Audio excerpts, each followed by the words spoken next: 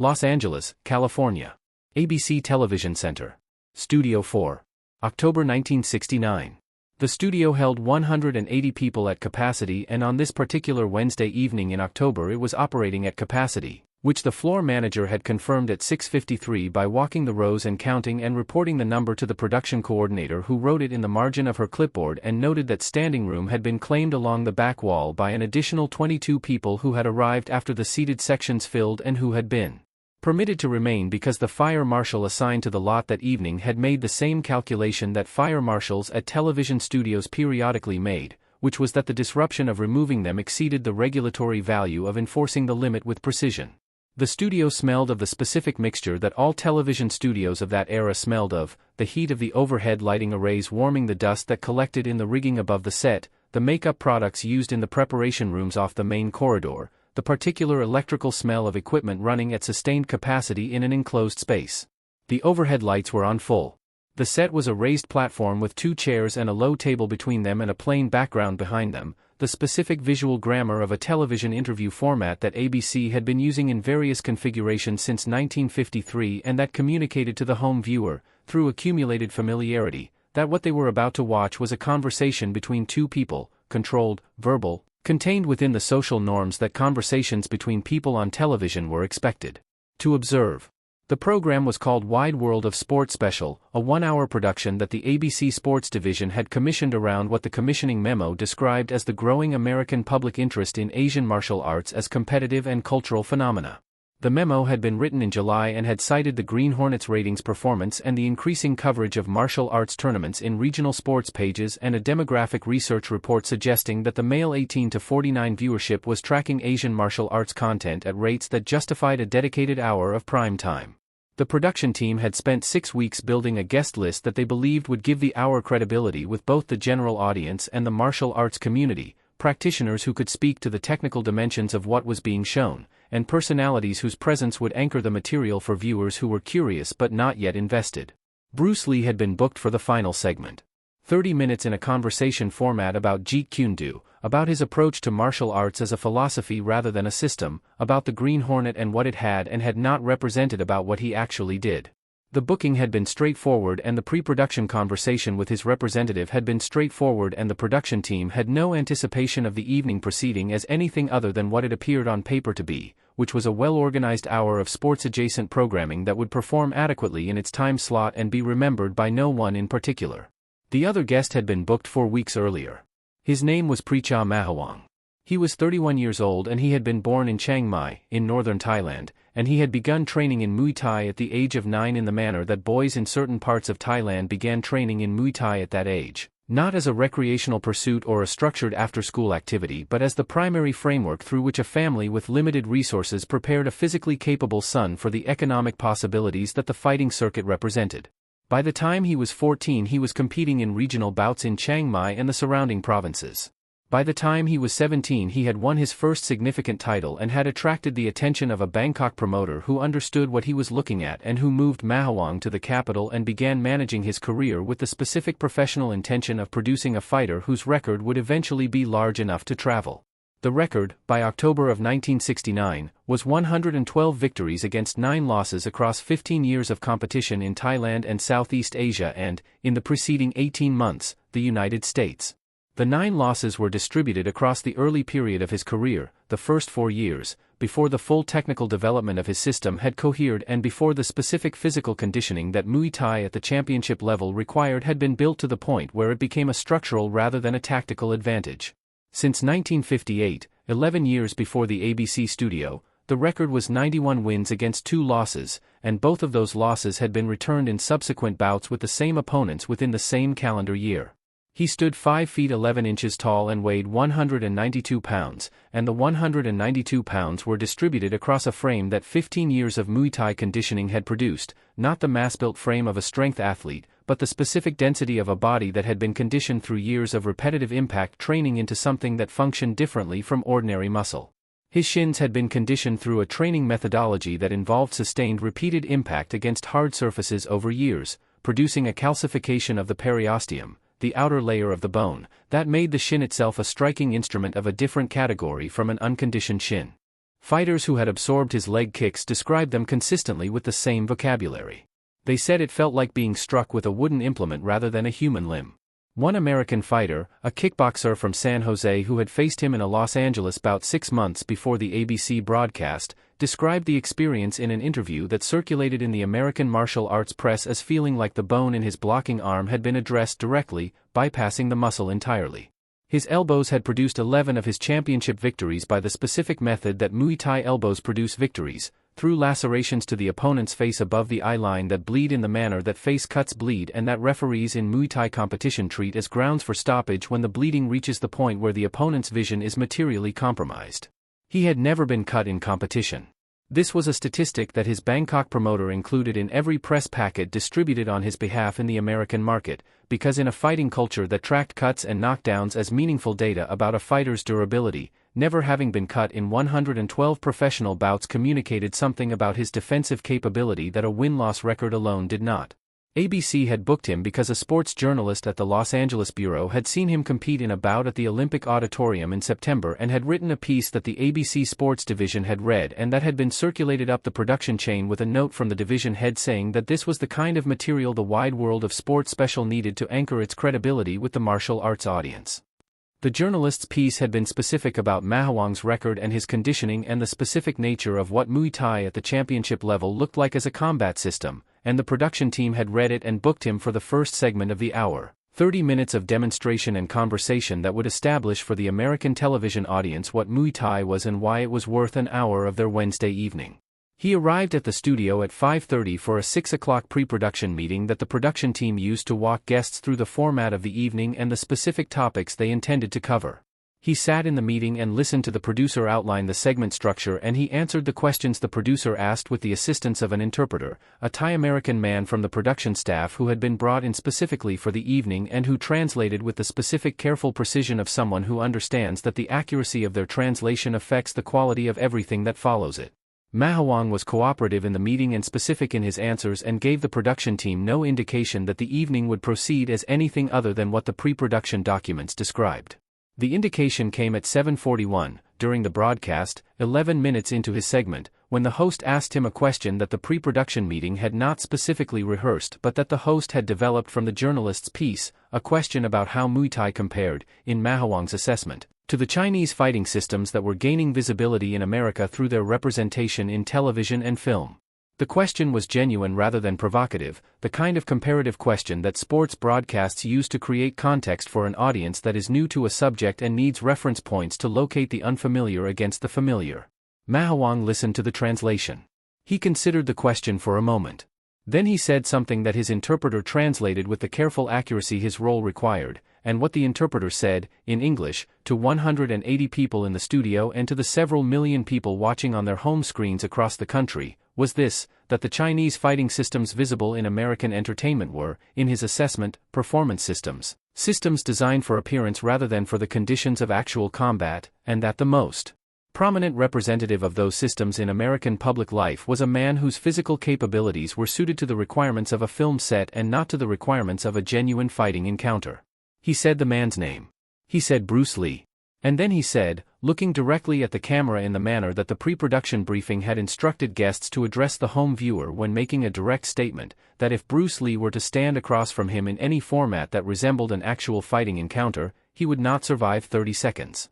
Not because of any specific technical deficiency that Mahawang could identify. He was careful to say this, careful in the way that a man is careful when he has calculated exactly what he wants to say and has decided how far to take it, but because the distance between performance and combat was a distance that training for performance did not prepare a person to cross, and that crossing it under the specific conditions of facing a fighter of his caliber would reveal that distance in a way that 30 seconds was more than sufficient to make permanent. He said it in the measured, specific tone of a man stating a professional assessment rather than issuing an emotional challenge. He said it without visible aggression, without the theatrical escalation that challenges delivered on television frequently contained. He said it the way a structural engineer might describe the load-bearing capacity of a building, as a calculation he had performed and was confident in, delivered to the audience as information rather than provocation. The host did not respond immediately. The interpreter finished the translation and the studio absorbed the statement in the specific way that studios absorb unexpected statements, the ambient noise of 180 people in a space dropping by the degree that corresponds to a significant portion of them stopping their private conversations to process what they had just heard through the public channel. Bruce Lee was in the building. He had arrived at 6:15 for a 7 o'clock pre-production meeting that the production team had scheduled separately from Mahawang's, in the standard practice of programs featuring multiple guests who were not expected to interact before the broadcast, and who were managed through separate green rooms and separate preparation sequences to ensure that the first interaction between guests occurred on camera where it could be managed and shaped by the production's framework rather than in a corridor where it could not. He had been in Green Room B since 6:40, which was on the eastern side of the studio complex, separated from Green Room A, where Mahawang had been since 5:30, by 2 corridors and a set of fire doors that the production staff had not specifically thought about in the context of guest management because the production staff had not anticipated a context in which guest management would require the fire doors to serve a function beyond their standard architectural purpose. He was watching the broadcast on the Green Room monitor. The Green Room monitor was a standard 12-inch television set mounted in the upper corner of the room, the kind of monitor that all network green rooms of that era provided so that waiting guests could track the broadcast's progress and calibrate their own preparation accordingly. He was sitting in a chair facing the monitor with a cup of tea on the table beside him, and he watched Mahawang's segment in the way that he watched everything, with complete attention directed entirely at the information being provided rather than at the social or emotional dimensions of how the information was being delivered. When Mahawang said his name and said the 30 seconds, Bruce Lee's expression did not change. The production assistant assigned to Green Room B, a 24-year-old woman named Patricia Ewan who had been with ABC for 8 months and who was sitting on the couch across the room completing paperwork when the statement came through the monitor, looked up at Bruce Lee's face when she heard the name, and looked at it for the 3 seconds following the translation, and would describe what she saw in those 3 seconds in the only account she ever gave of the evening, which she gave 40 years later in a single brief interview with a martial arts historian who had been compiling witness accounts. She said that what she saw in those 3 seconds was a man receiving a calculation and disagreeing with the math. Not emotionally. Mathematically. The expression of someone who has been given a number and knows the number is wrong and is deciding the most efficient way to demonstrate the correct figure. He set down his tea. He stood. He said to Patricia Ewan, in the tone of someone making a logistical observation rather than a statement loaded with any of the content the moment might have supported, "I need to be on set." Patricia Ewan, who was 24 years old and had been with ABC for 8 months and whose job description had not prepared her for the specific judgment call she was now facing, said, "Mr. Lee, your segment doesn't begin until 8:15. Bruce Lee looked at her. He said, "I understand." Then he walked to the green room door and opened it and went through it and the door swung closed behind him. She sat with her clipboard for a moment. Then she picked up the production phone and called the floor manager and said that Bruce Lee had left Green Room B and was moving toward the set. The floor manager said something that the 40 years between the event and her account had not preserved in precise form, but that she described as containing the specific quality of a person who has just received information that requires them to move quickly in a direction they had not previously identified as relevant.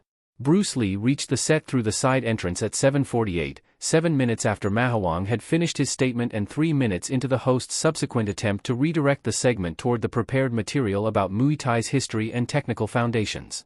The side entrance was not the entrance guests used when they were introduced. That entrance was at the back of the set, marked, coordinated with the floor manager, preceded by the host's introduction and the audience's response and the standard sequence that gave an entrance its meaning in the grammar of a television broadcast.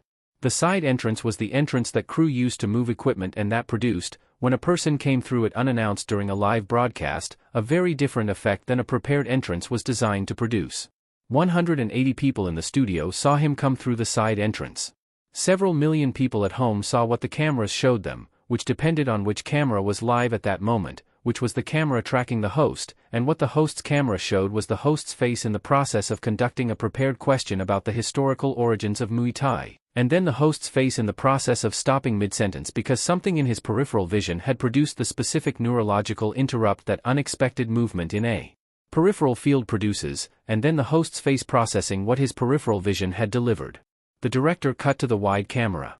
The wide camera showed the set in its entirety, the 2 chairs and the low table and the plain background and Mahawang in the left chair. And the host in the right chair and, entering from the side entrance and walking across the set toward the chairs with the same pace and the same economy that he walked through every space, Bruce Lee. Mahawang saw him when he was 12 feet from the chairs. The expression that crossed Mahawang's face in the moment of recognition was not the expression of a man who was surprised. It was the expression of a man who had said something on camera and was now watching the consequence of having said it arrive on foot from a side entrance, and who was in the process of determining, in real time, whether the consequence was welcome or unwelcome, and who had not yet reached a conclusion. Bruce Lee reached the set and stood beside the low table between the chairs and looked at Mahawang with the direct neutral gaze he brought to all assessments. He did not look at the cameras. He did not look at the host. He did not look at the 180 people in the studio who were in the process of producing no sound whatsoever. He looked at Mahawang the way he had looked at the monitor in Green Room B, with complete attention directed at the information in front of him rather than at the social dimensions of the situation surrounding it. He said 3 words. The interpreter was present, seated to the side of the set in the position allocated for interpretation during the broadcast, and he translated the 3 words, and what he translated was, "Show me, please." The production coordinator's name was Sandra Ellison, and she had been with the ABC Sports Division for 11 years and had managed the production logistics of 437 broadcasts of varying degrees of complexity, and she would say in the years afterward, to the people she discussed the evening with, that the 11 years and the 437 broadcasts had not contained a single moment that had required her to make a decision in less than 4 seconds with the information available to her at that moment that she was less confident about than the decision she made at 7:51 on that Wednesday evening in October 1969. The decision was whether to cut the broadcast, to go to commercial, or to a card, or to dead air, any of the available mechanisms that a live broadcast has for interrupting what is being transmitted and replacing it with something else. The mechanism existed. The authority to use it was hers. The question of whether to use it was the question she had 4 seconds to answer. She did not cut the broadcast. The reasons for this were multiple and she would not fully articulate them until years later, but the primary reason was simple: she did not know what was about to happen, and cutting the broadcast required knowing what was about to happen and determining that it was something that should not be transmitted, and she did not have that knowledge in the 4 seconds available, and so she did not act on knowledge she did not have. She let the broadcast run. What the broadcast ran for the next 22 seconds was this. Mahawang stood from his chair.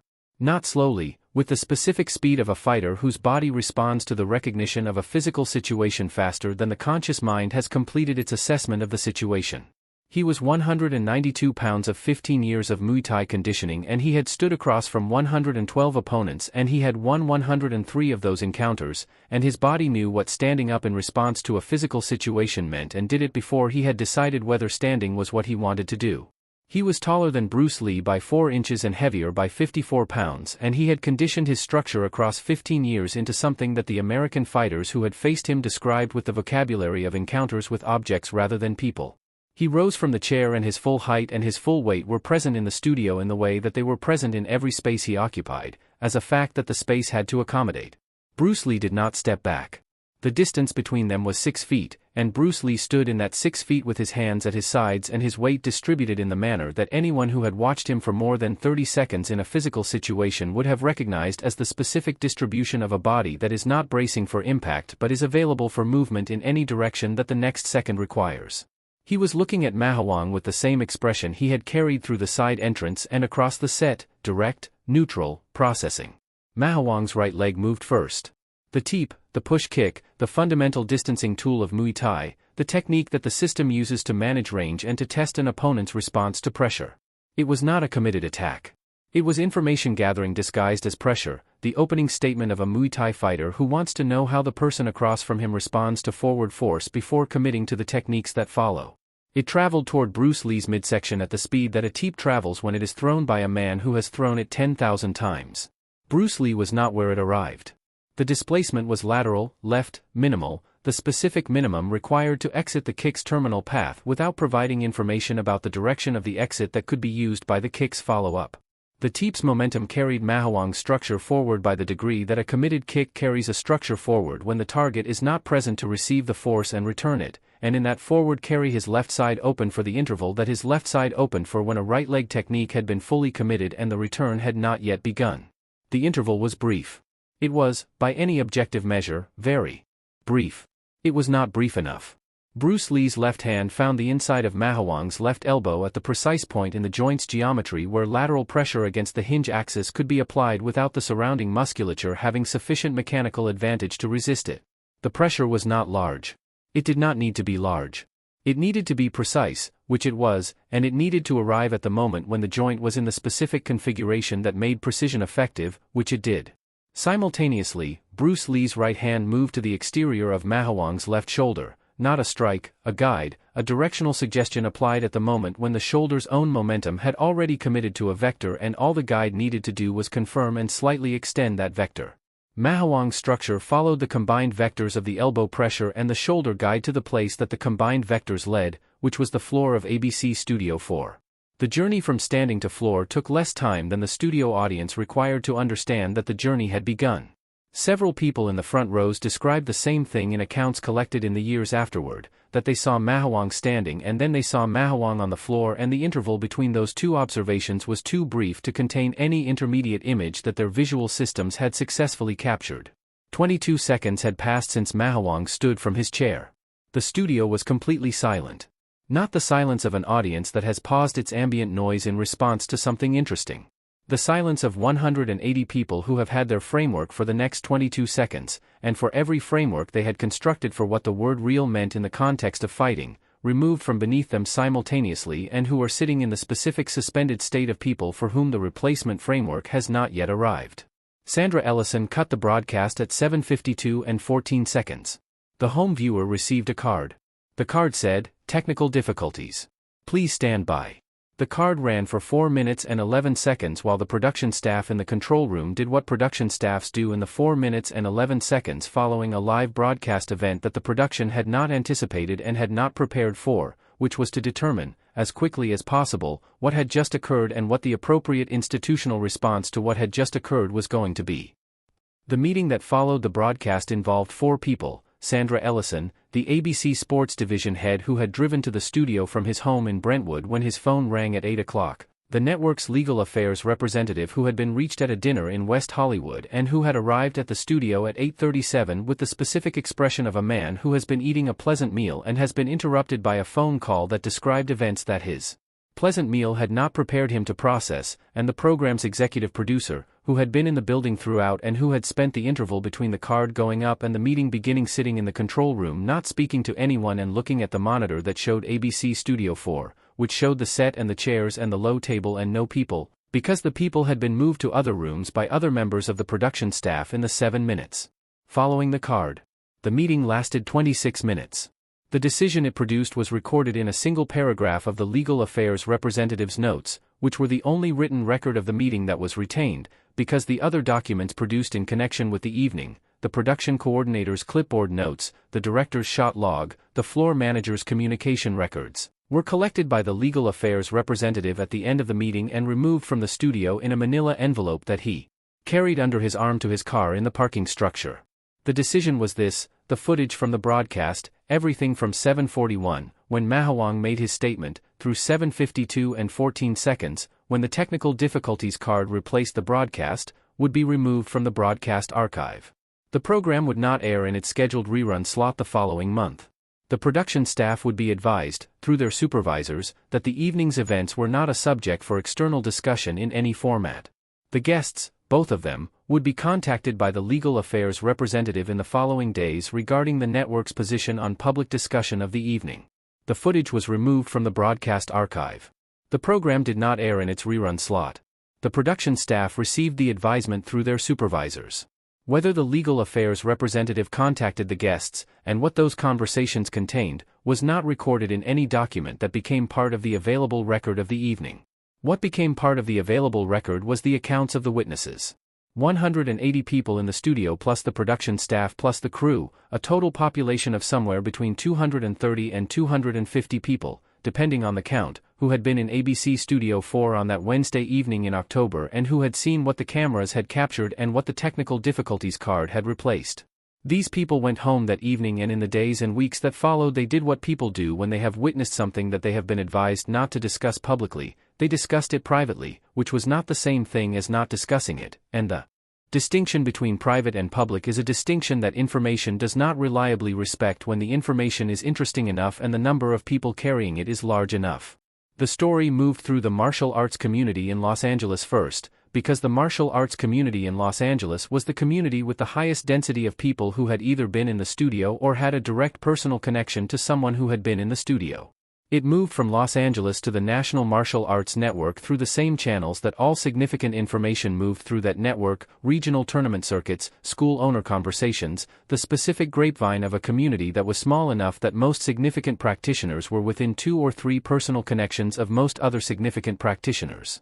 By the end of 1969, the broad outline of what had occurred in ABC Studio 4 had reached every major city in the country that had a significant martial arts community. By the end of 1970, it had crossed to the Japanese and Korean and Thai networks that maintained contact with American practitioners. The details varied. This was the normal behavior of a story traveling through a network of verbal transmission across a geographic and temporal distance. The specific numbers shifted, the precise sequence of events developed variations, the descriptions of what had occurred in the 22 seconds accumulated the interpretive layers that all second-hand accounts accumulate. But the core of the story was stable across all of its variations, because the core was simple enough to survive transmission without distortion, and because the people who had been in the room and who were the story's primary sources had seen the same thing from different angles and had described it in terms that agreed on the essential elements even when they diverged on the peripheral ones. A Muay Thai champion had said on live television that Bruce Lee would not survive 30 seconds. The network had given him a platform and a camera and an interpreter and a live audience and an estimated several million home viewers. He had said the thing he said. And the footage that followed had been buried by the network in a manila envelope carried under the arm of a legal affairs representative to a parking structure in Burbank, which was itself a fact that told a story, because networks did not bury footage that confirmed their broadcast's expected content. They buried footage that contained something they did not want the country to see again. Something that the technical difficulties card had interrupted at 7:52 and 14 seconds, 22 seconds after a man who had won 103 fights across 15 years had stood from a chair to answer a challenge delivered in 3 words. And the witnesses carried it forward, year after year, the story passing from the people who had been in the room to the people who knew people who had been in the room to the generations of martial arts practitioners who came after and who received it as part of the oral history of their community. A history that formal records did not contain and that institutional archives had been specifically arranged to exclude, but that survived in the only archive that a manila envelope cannot reach. The memory of the people who were there. Who remembered what ABC had decided the country should not see. And who made sure, in the only way available to them, that the country eventually heard about it anyway.